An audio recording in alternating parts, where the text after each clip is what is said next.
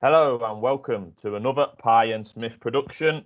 We're here today to speak about quarter four for the PDC World Championship darts, which starts next Wednesday on the 15th. We've done quarters 1, 2 and 3. The links in those will be below in the description box. We've covered every single one of the 96 competitors will be covered in our preview. It's been a massive undertaking, particularly for that other man on your screen, Matt Pieman Hill, who has been looking after all the first round matches, with some lesser names in there to say the least. The first game in this quarter is through two guys that you will probably already have heard of, actually, Luke Woodhouse and Jamie Lewis. So take it away, Mr. Pieman. Cheers, Adam. Hope you've been enjoying these videos. It has been a little bit of work, but nothing that I haven't enjoyed. And hopefully somebody's found it of use, if anything. Right, we'll dive straight in quarter four then. As you say, Luke Woodhouse, Jamie Lewis. Really good match this on paper. And I will just say before we go any further, I think this quarter is potentially the best quarter from a viewing perspective and possibly from a value perspective as well. I think you're going to touch on that a little bit more. You've got a couple of big fancies in this quarter. Firstly, Luke Woodhouse, Jamie Lewis. Now, Woodhouse, one of the more talented players not to currently break the top 32, in my opinion, but he was absolutely immense at the Ali Pali last year. He beat Paul Lim 3-0 in round one when there was a very partisan crowd against him. He then took on Michael Smith as a huge underdog and knocked him out, beat him 3-1. And he went down very narrowly in round three to Dimitri Vandenberg, 4-2. It was a very tight clash. Woodhouse probably should have made it 3-3 and took it into a decider. So emerged from that with a lot of credit. He's in decent nick. Players' Championship, our last televised event. He beat Brendan Dolan round one, Andy Bolton round two.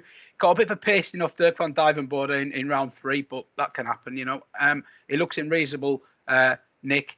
Aesthetically, he's a very good player to watch, Luke Woodhouse. He's got all the talent in the world, and he's one that I think we'll be seeing a lot more of in years to come.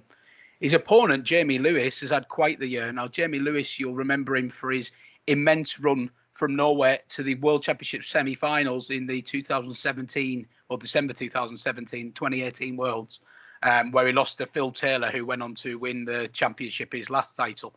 But Jamie Lewis had a really tough time since his game has gone massively downhill. He plummeted down the rankings when he lost the Order of Merit cash from that run to the Worlds, struggled to qualify.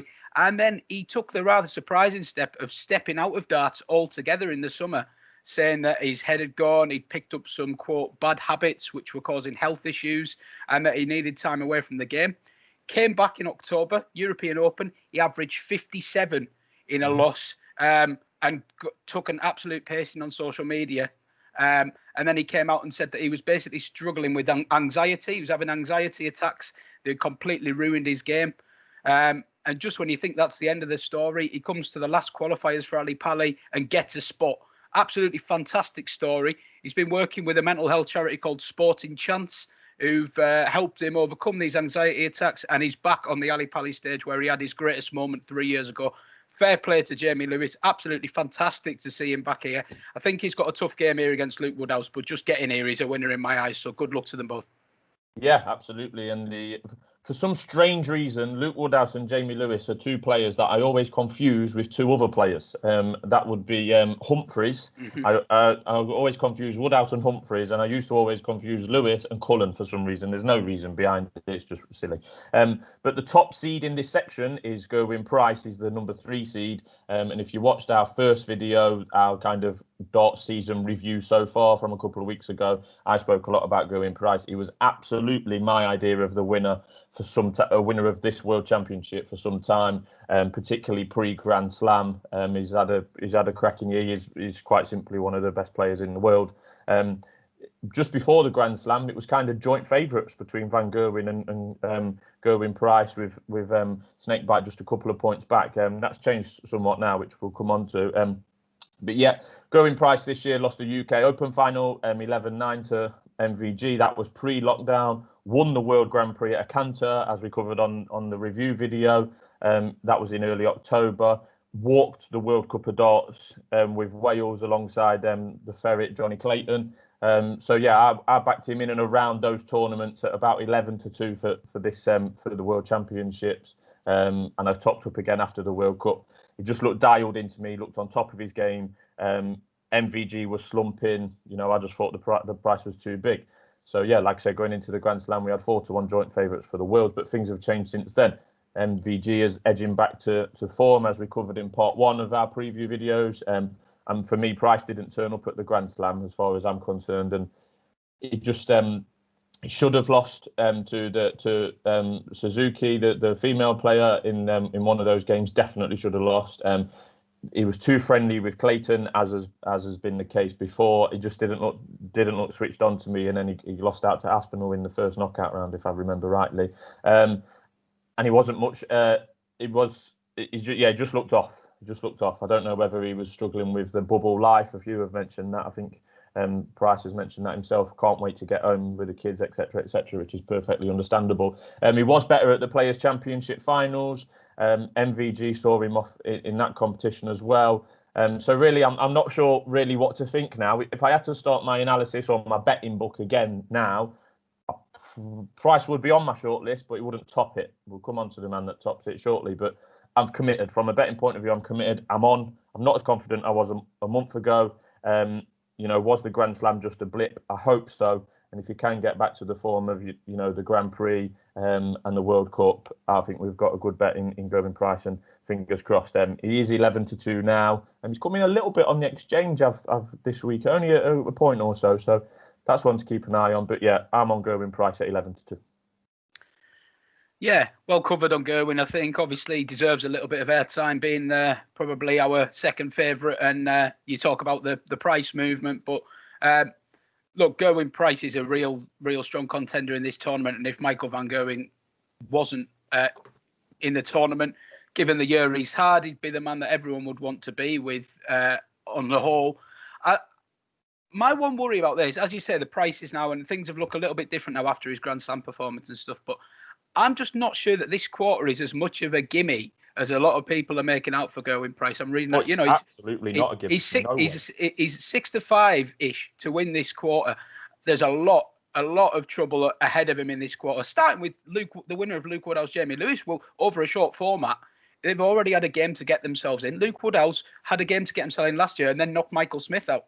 So he won't be afraid of taking on Gerwyn Price if he wins. And Jamie Lewis, like if he beats Woodhouse, that's an ideal warm-up for him. We know he's got the game to do damage when his confidence is good. So that's a tough start. We've got the likes of, a lot of people talk about Aspinall, but we've also got Jose de Souza in there. I don't want to go too far ahead because we're going to cover all these players. I don't think this is the cakewalk that the markets might make it out. One thing you would have to say, though, is if Price is there at the latter stages of this tournament, he's going to be tough to beat. He likes the long format. The long format suits him as it suits Van Gerwen. He has gone out prior to the quarterfinals in 4 of his 5 visits to Ali Pali. Obviously, last year being the exception. He has improved as a player recently, so that record is questionable in its relevance. But he hasn't got a great record here. It's worth considering. Anyway, moving on to the next first round match, we've got Mike De Decker versus Edward Shuji Fawkes. One of the more interesting names in this draw, Edward Fawkes. There won't be many people who looked at the draw and thought, oh yeah, the Japanese runner, Edward Fawkes. But he is a Japanese runner. I don't know an awful lot about his background, so I don't know. I'm only presuming he's come from a Western background or Western parents. But he is Japanese. He's running as Japan. He faces Mike De Decker here. A little bit on Mike De Decker first. World number 95, Belgian. He lost his tour card around 2016, 2017. Had a couple of years away and then regained it this year through the European Q School. He did win a home tour event in the summer, but generally he's struggled, Mike De Decker. He's had a couple of round 3, round 4 runs in the Players' Championship. Still waiting for that big breakthrough event from him. Obviously, anyone who's got the tour card has got the game to do it, but no real signs that that's coming anytime soon from him. Fawkes, as I say, Japanese. He's come through the Asian qualifiers, believe it or not. He did beat Mikuru Suzuki, the lady competitor we've seen a lot of, and he's a fantastic player. He also beat Seigo Asada, who's a regular at the PDC World Championships, to get to this spot. One word of warning, though, I will say, these matches for him to qualify were first to 4 legs. Very short format. Very, very short format. He survived match darts against Seigo Asada. He was 3-0 down in the race to 4. Right? In the final, I think it was a first to 5. He survived match darts in the final as well. So how this lad he has had some hairy moments on his way to qualifying for this. He was not expected to qualify from those from that section. He's done it. Fair play to him. I'm very sceptical whether he will be up to the task here. He's got a good draw if he is, though. Mike De Decker, not a convincing favourite, but a worthy favourite. And if you were going to get involved, 2-1, about 3-0 De Decker could look good if this folks isn't up to scratch. But I'd be leaving it personally. Yeah, and the winner of that one will face Brendan Dolan in the second round. He's a 500-1 shot. Dolan did make the quarter-final at the Worlds a couple of years ago. That was his standout piece of form in his whole PDC career, to be honest. He's had a decent enough year on the floor without winning much. But I wouldn't fancy him against Gerwyn Price in round 3. So he's 500-1. He might win one game, but he will lose his second game. Yeah, and to be honest, it's a bit of a shame from I suppose a punter's perspective. If you're looking at it, you would want one of the round 1 boys that you fancied for a run. You'd want them playing Brendan Dolan in round 2. Really, he's one of the more beatable seeds, and De Decker, you can't get enthusiastic about De Decker really, or Dolan. So it's in that part of the draw, it's good for Price, but I think there are other problems further along. Yeah. Next round 1 match we're going to look at is Ross Smith versus David Evans. 2 kind of middle of the road performers from the two who are both capable. In the grand scheme, you might be looking at a round 3 run for one of these guys. Probably not too much more than that, to be honest. But starting with Ross Smith, he had a good Players' Championship recently, just to remind everyone of his talents. He beat Kim Hybrex in round 1, who'd been showing some improved form, and then knocked Nathan Aspinall out, which is a really impressive win. Worth saying that Aspinall looked a bit off in that game.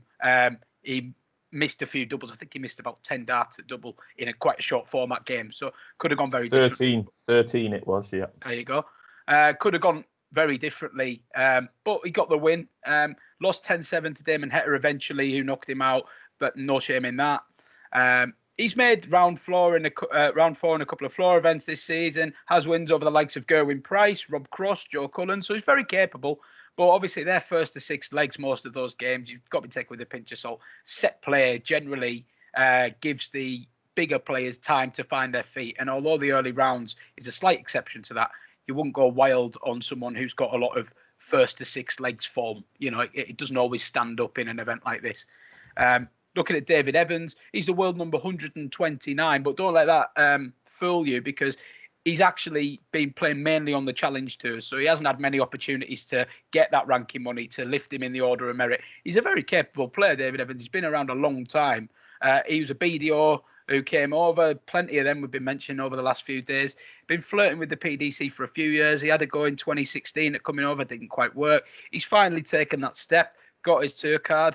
He had some credible performances in the Winter Series. He did get a win over Johnny Clayton, win over Ricky Evans. So he can beat these bigger players. Bit of a tough draw for him with Ross Smith, to be honest. Smith's a 4-6 favourite against the 11-8 in Evans. I think that's about right. Yeah, and Jose de Souza awaits the winner of that All-English affair in round 2. I've spent way too long this week thinking about how to describe the Jose de Souza story in under 2 minutes, to be honest.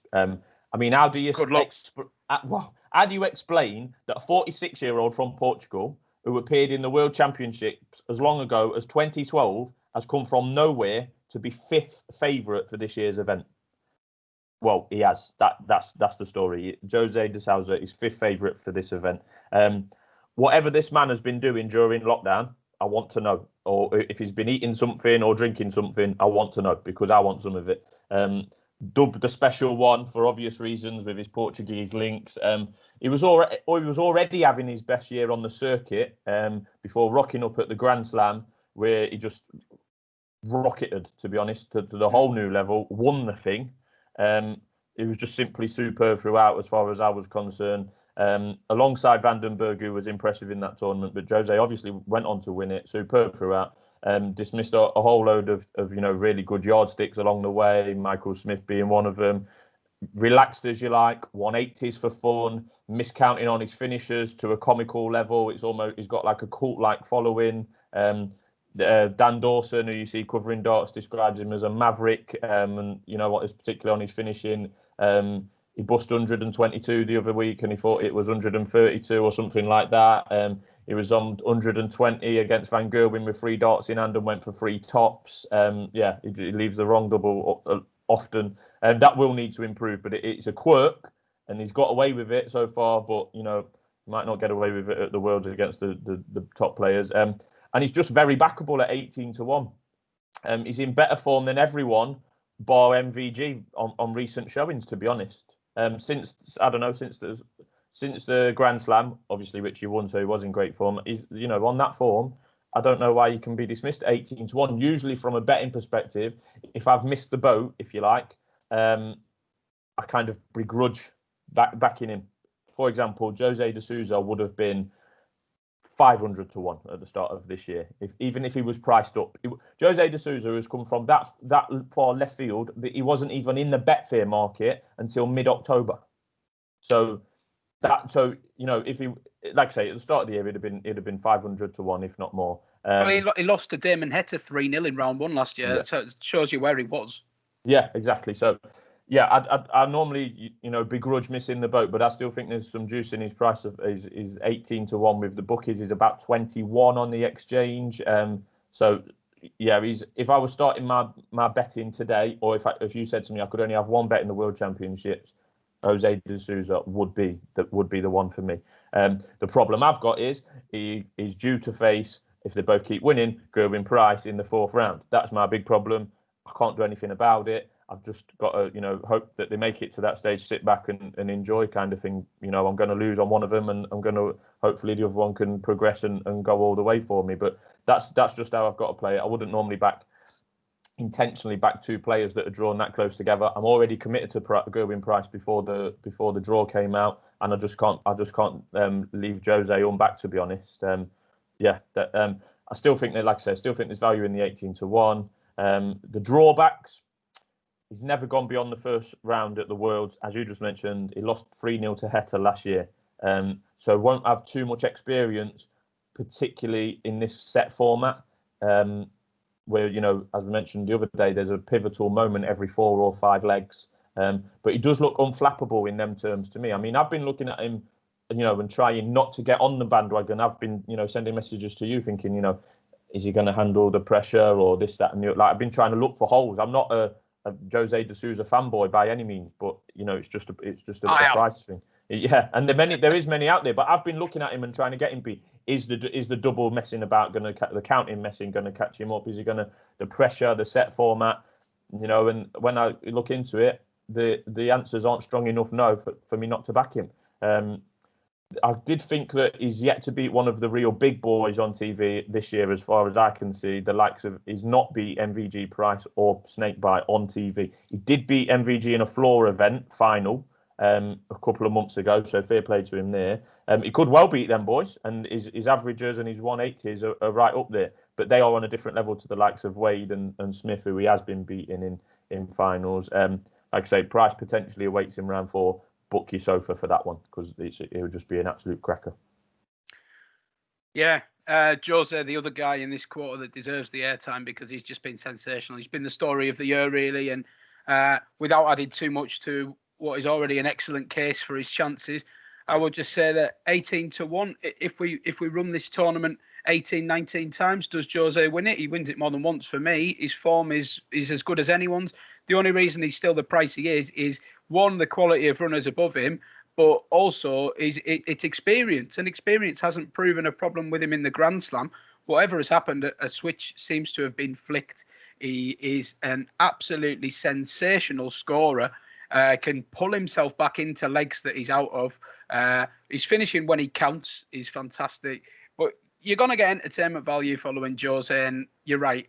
Along with Dimitri Vandenberg, if you're coming into this without any interest and you're looking to take one, that they couldn't put you off that pair. And well, also on de Souza, like, he's had to grind out some wins. Very, in the Grand Slam, it was by the odd leg against Michael Smith. I think there was a couple of games where it's gone down. The final against Wade, he held him at arm's length, but it wasn't like Wade didn't roll over. He kept going. Wade, he played well.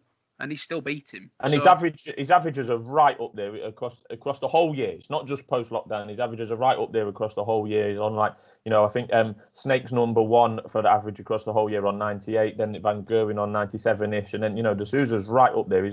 I think him and Price are virtually the same average across the year on 97 point something. Price is marginally ahead of de Souza. If he can just continue as he has been in the last few weeks, I think he's good value. And he just seems to take everything in his stride, unflappable. And I've been looking for him to bottle it or flap or lose his head, and he's not done that. So he's unflappable, and he's got to be back for me.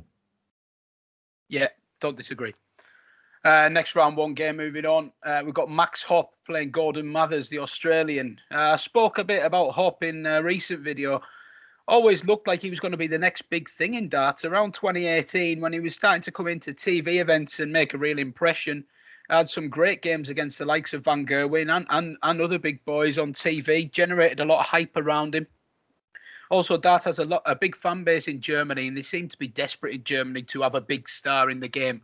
Always looked like it was going to be Hopp, but now you've got Gabe Clemens coming in, Nico Kerr's coming in. Hopp seems to have regressed a little bit to me in the last couple of years. He's had some problems with his throw, hasn't got any kind of real form. He does just occasionally give you a flash of the talent that he possesses, though. Like International Darts Open back in September or October, he played Jose de Souza and he beat him 6-3, averaged 100 and something, banged in a few 180s, some lovely combo finishes. And you think, where has this Hopp been hiding? We've seen him do that before, but we haven't seen him do it enough. And he's a real conundrum. He's one of these that you think, if he can just sort himself out and get back to where he was, he can break the top 16. But once you start on that downward spiral, it can be hard to come out of it. He takes on Gordon Mathers here, and he looks like he's got a great draw, to be honest. The Australian, he's been here once, 2018. He played a preliminary game and lost with an 82 average. Plays all of his darts in his homeland of Australia.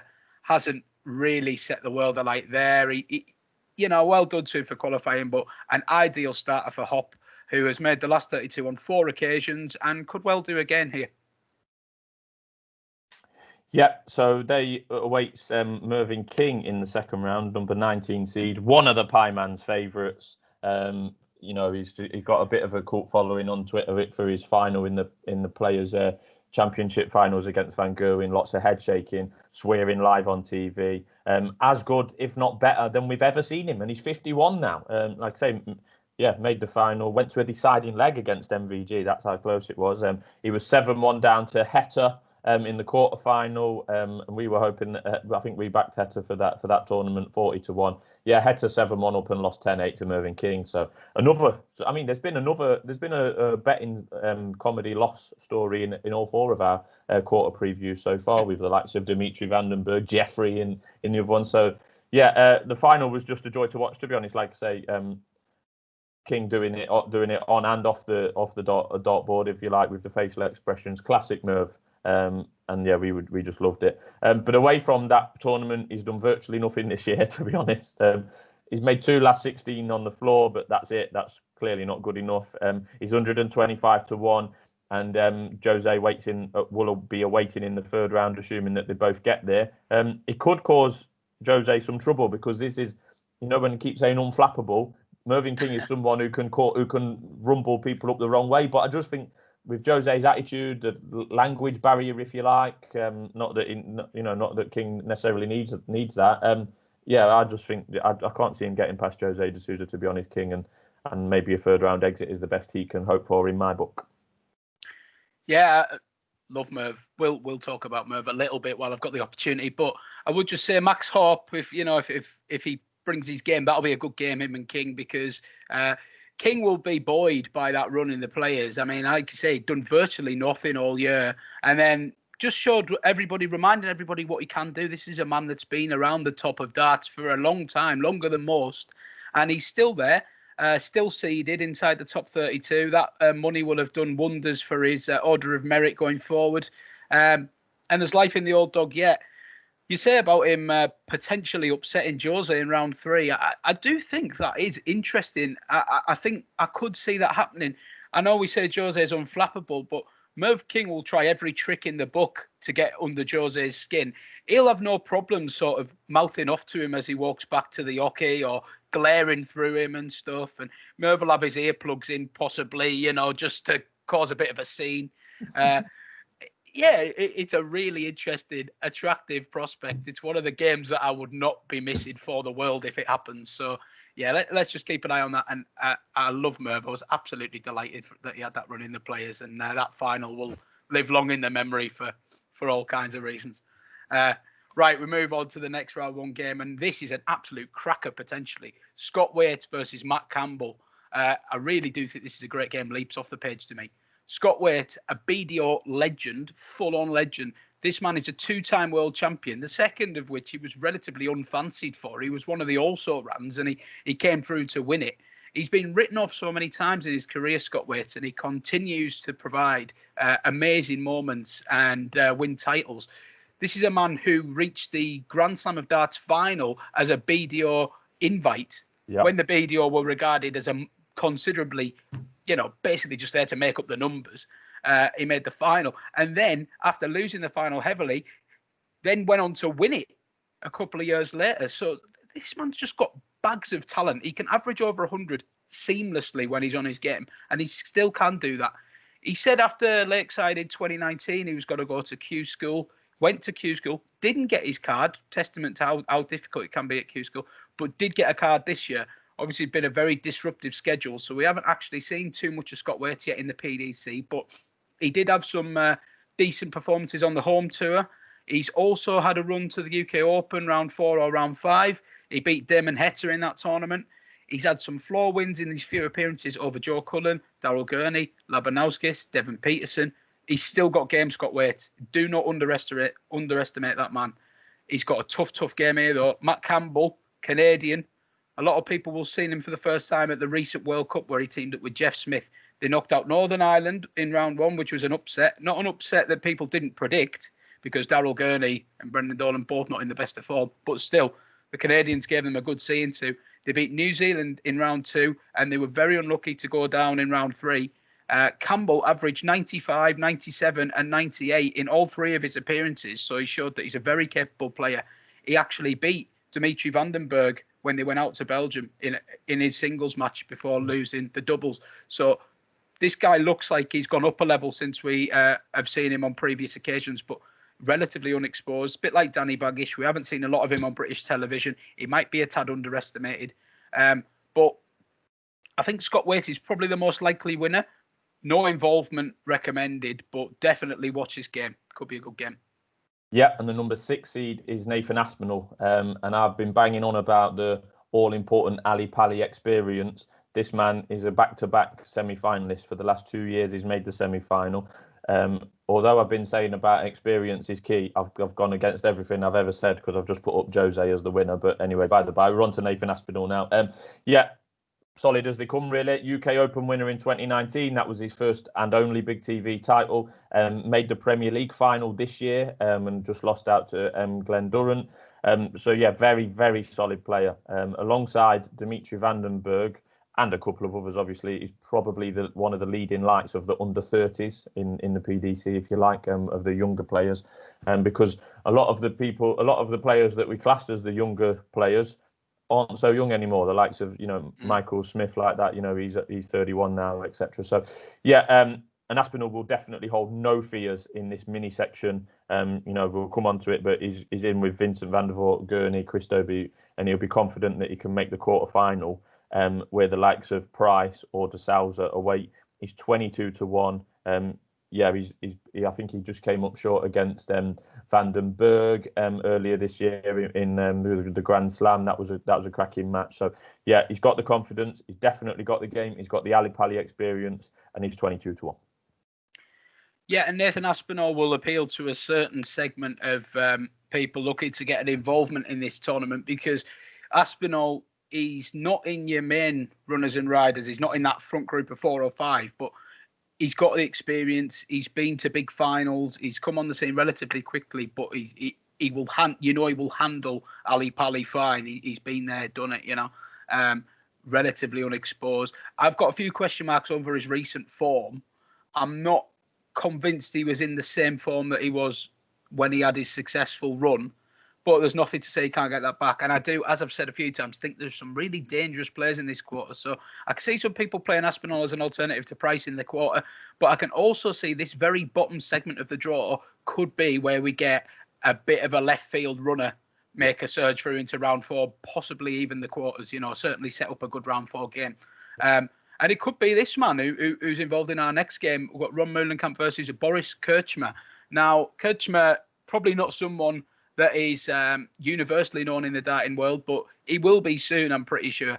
The Croatian, he qualified through the Eastern European qualifier, but he is not, I've said this a few times, no disrespect to the people I am describing as mugs, but this man is not a mug. And I only say that in the nicest way, that this guy can go with the best of them. He hasn't shown it yet because he hasn't really had the opportunity to show it. But his background is in soft tip darts, actually. He was a soft tip champion. He was invited to the Ali Pali in 2011, around the same time as a few of the other players we've mentioned who had like way distant appearances. But he lost his qualifier to Per Larsen, the Dane, 4-2 in legs. So this is a completely different player we're dealing with now. He got a card through European Q School this year. He's shown flashes of real talent.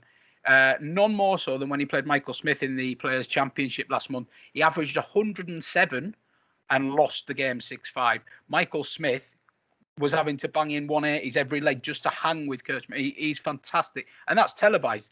That will give him so much confidence ahead of this Ali Pali. The fact that he's been on a TV event, he's shown his very best game. I think he's had a fantastic draw here as well in Ron Mullenkamp. Mullenkamp, the Dutchman, he's not had the best of years. He's been around long enough to me that if he was going to make that break into the 32 and the 16, he'd have done it. He's not an unusual name. We've seen him at Ali Pali a few times. We've seen him around TV tournaments, and he just seems to have found his level. He's in the 50s in the rankings. No disrespect to him, but I'm quite happy to take him on. He's never been beyond the last 64 in the Worlds in about 5 attempts. Chris Dawby beat him quite easily last year. I really fancy Kirchman here. He's evens, I think, and Mullenkamp is the narrow favourite. I'm telling you, I think Boris goes off favourite in this match, and I think he wins it quite comfortably.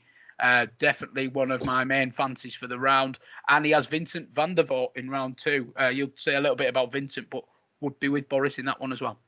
Yeah, that's it. And I remember texting you a few weeks ago when that Players' Championship final was on, and it was along the lines of, someone I've never heard of has just averaged 107 and lost. And I do not mind admitting that I'd never heard of Boris Kirchman before then. Big fella, cracks, cracking in the darts in 180s, and bang on lucky not to go a little bit further in that competition, as you say. Vincent van der Voort's the number 27 feed. He's 250 to 1. The best walk on in the whole tournament, if you ask me. I won't try and relay what his walk on is, but yeah, well worth a watch. A quarter-final type player in the majors, has been over the last maybe 3 or 4 years, usually doesn't make it much further than that. One of the tallest players on tour, so has had issues with back injuries and stuff like that. 2020 has not been brilliant for him, and if Boris Kirchman does make it into round 2, as we would expect him to, it would be a good game with Vincent, and as you say, Pineman, the prices for that would be interesting. Yeah, big Vincent. I can't not give him a bit of a shout. I've been to the Ali Pali 5 or 6 times, and I've been lucky enough to sit in on 2 or 3 of Vincent's matches. I seem to always get Vincent van der Voort's day unintentionally. One of my best memories coming back from the darts was catching a bus back towards our hotel. We'd been on the afternoon and the evening session.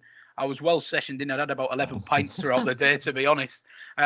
Crawling up to the top deck of this bus, and was greeted with about 60 Dutch lads singing the Vincent van der Voort song, and naturally joined in. They sang this song the entire way back. I'm talking 40-minute loop. It didn't stop. It was sensational. A very popular player, Vincent. He's got a cracking action where he kind of leads into it and rocks the arm and then lets go, but it works for him. He's had some really memorable runs over the years. Never one to completely rule out, but yeah, one that you could feel quite comfortable taking on with. Just a word of warning on Kirchman. Obviously, we give him this big build-up. You never really know with these players whether they're going to bring it to the Ali Pali. There's a risk we could have egg on our face. But just going on what he's shown in the last couple of months and the opposition in Mullen, Camp and Van der Voort, you couldn't really ask for a much better round 1, round 2 run. So if he can replicate his form, I think he's really worth a look. And I imagine you'll probably run through it. Imagine he's a massive price in the quarter betting. I mean, that is getting a bit fanciful. But hey, if he gets into round 3, people will be saying, "Oh, what price was he? What price was he?" You know, so worth a look. Don't backtrack, by man. We're on Boris Kirchman, and he's. Oh yeah, I'm fully on the train. Even money. There's no backtracking. It's a word of warning for people. You know. Anyway, penultimate. Round 1 game of this preview, getting a little bit emotional as we get towards the end of it. Willie O'Connor versus Niles Zonoveld. Willie O'Connor, a familiar face at the Ali Pali. He's a perfect example of somebody who can do damage in tournaments, but never really threatens like he's going to win one or get to the latter stages. But he can always beat his round 1, round 2 opponent, whoever that is. I mean, he's had some cracking games. He beat Joe Cullen in the European Championships this year. He has a lot of ton plus averages when he's come up to the Ali Pali.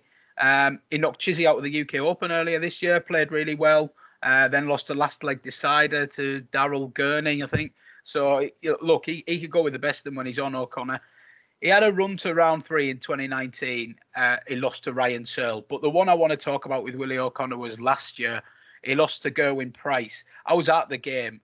This has got to be one of the worst things I've ever seen in darts. Willie O'Connor played fantastically. 2 sets all, going into the last set, 2 legs all.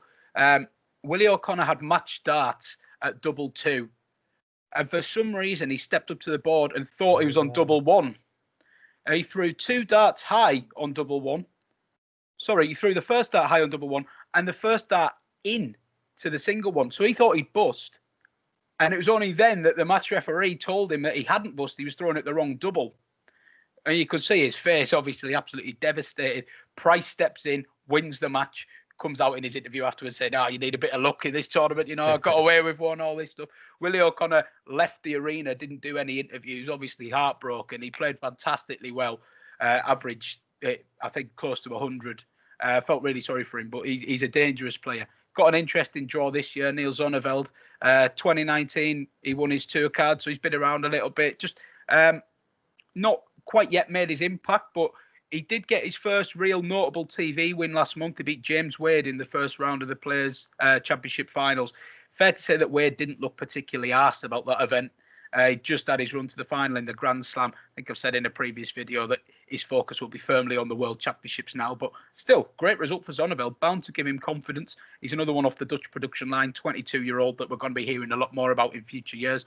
And he'll give Willie O'Connor a good match. But I think experience might win the day here. I would lean with O'Connor. Yeah, and the winner of that one will play Daryl Gurney. Probably the most easily dislikable player on the tour for me. Unfortunately, I'm being a bit negative. He just looks miserable on the hockey, emotionless. But that doesn't get away from the fact that a couple of years ago, he was a genuine force. The Northern Irishman had 2 TV wins in 2018. Sorry. A little bit quieter in 2019, but not terrible. But he hasn't matched those standards in 2020, to be honest, particularly post-lockdown. I thought the games I've seen him in, his confidence and his looks gone a little bit, clinical finishing, and he's a very, very good finisher, particularly with like the 2 dart combinations, somewhat deserted him. He is 100 to 1. Could be a hindsight price, to be honest with you, because he's on his very best form, which wasn't too long ago. He would be a threat in any quarter, any quarter. You know, he might be second or third favourite in any quarter last year or the year before. Not in the top echelon, but just below. His form of this year has not shown that. To be honest, is the 11 seed. It's a big question if he can recapture that form, and I wouldn't put my money on it to find out. To be honest. Yeah, you're quite right in what you say about Daryl Gurney. If you were comparing this to horse racing, if you were looking through the race card, his racing post rating would be one of the highest in the field, because he's achieved. He's won majors. He's a Premier League player. He actually had a very good spat with Gerwyn Price a couple of years ago, which was quite amusing and worth a watch on YouTube. They gave each other a bit of back and forth in their interviews, but there we are.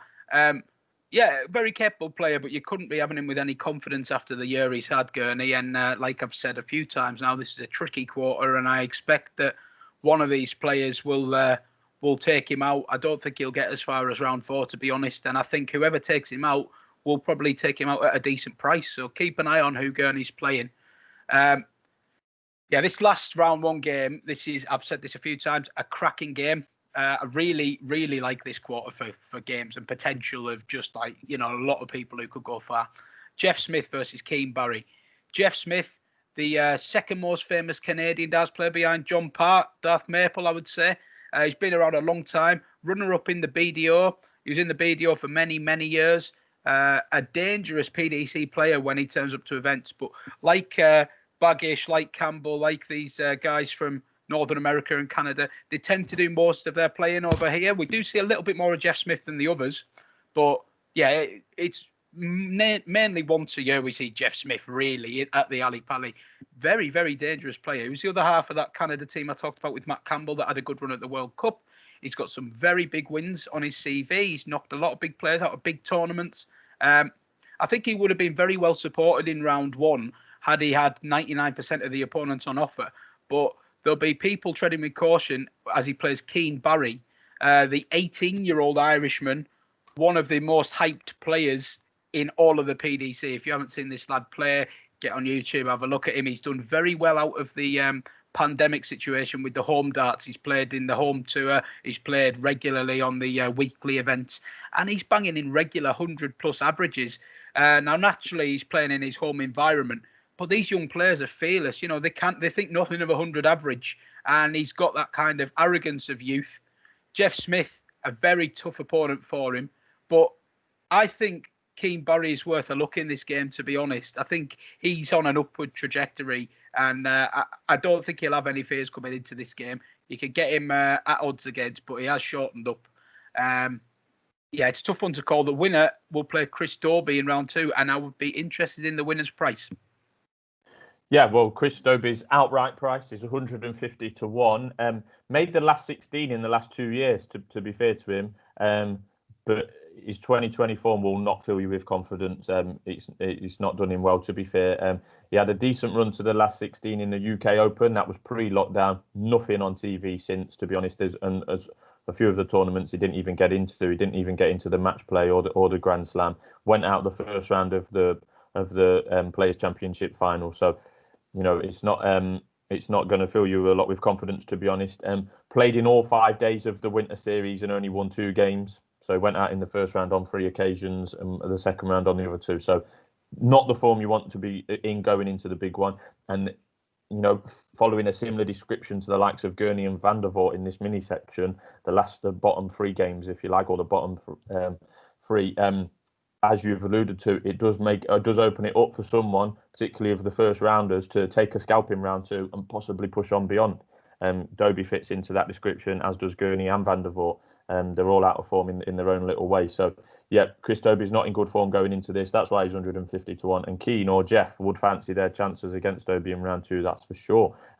Is Keane Barry the young fella who played in the BDO World Youth Final? And we watched him against some Dutch fella, and one of them put like a 156 finish in the first leg. In the first leg of the youth final on TV, I think it was on ITV back then, or BBC. 156. It might not have been Keane, actually. It might have been the Dutch fella, but it was ridiculous. I think it was Keane Barry in that game. I can't quite remember who he was playing on the spot here, but I remember watching that game. It was on in the office when it was a fantastic game. Standard was just absolutely vile. Keane Barry, do not take your eye off this lad. And at 18, he could come again for... Well, as long as he likes, really, he could have 10 cracks at the Worlds and he'd still be younger than, our current, well, exactly. And he'd still be younger than what Van Gerwen and co are now, or the same age. So this boy's going to be around forever and a day.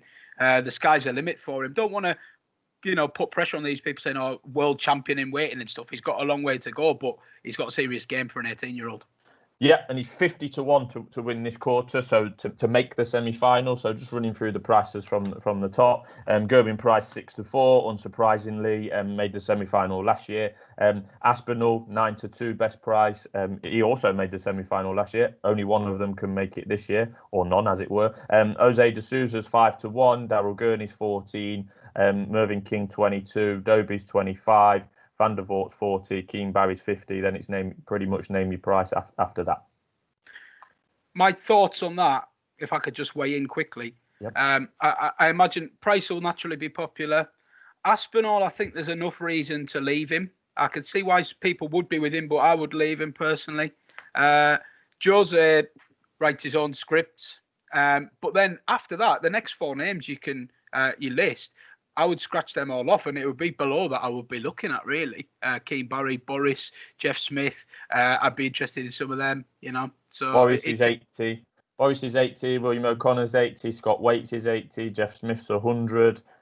So yeah. Scott Waits 80 again. I mean, if you're looking for a real value bet, have a look into that quarter. You just don't know what could happen. There's a lot of question marks for me, and I think some really good players in there. Yeah, the bottom half of this quarter is weird to look. I mean, you could throw 3 or 4 darts at that and all of them be wrong. So someone's going to be right. We may not have the answer at the moment, but there's potential for someone in that mini section to really make an impact. Aspinall's the only, and I know you've questioned Aspinall's form, but he's the only one really in there that's a solid top 5 or 6. Well, that's why he's 9 to 2, isn't it? Because they're kind of looking at him thinking he's the most likely to get through and play Price for the right to win that quarter. But I'd be happy to take him on, and I just think, as I've said, some of the names in there definitely worth a look at. Outrageous prices, really. Yeah, so that concludes our quarter 4 preview of the 2021 PDC World Championships. I'll put the links to the quarters 1, 2 and 3 in the description box below. We're going to follow up with a shorter conclusion-like video, if you like, with our main fancies and main bets for the tournament. We'll have a quick run through that. That'll probably be up on Monday, and then the action gets away on Wednesday. Is that right, Pieman? Wednesday? Tuesday, I believe. Tuesday the 15th, yes. Yeah, even less time to it. Yeah. So, looking forward to it, definitely. And, if you could want to give us a like, subscribe or a comment, please do. Thank you very much. Cheers, guys.